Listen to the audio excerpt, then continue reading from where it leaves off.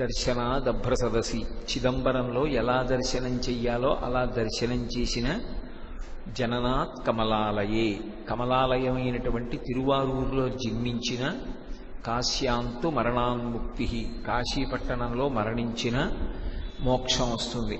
కానీ కాశీపట్టణంలో మరణించడం మాత్రం అంత తేలికైన విషయమా?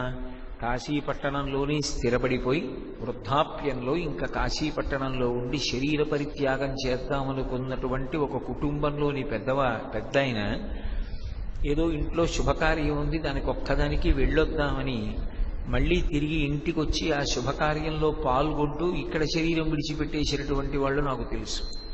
కాశీపట్టణంలో మరణించడానికి కూడా అదృష్టం ఉండాలి. కాబట్టి అంత తేలికగా అది సంభవిస్తుందా? జననము మనకెలా తెలియదో మరణము కూడా అలాగే తెలియదు. తెలియనప్పుడు కాశీలో మరణించడం మాత్రం ఎలా సాధ్యం అవుతుంది?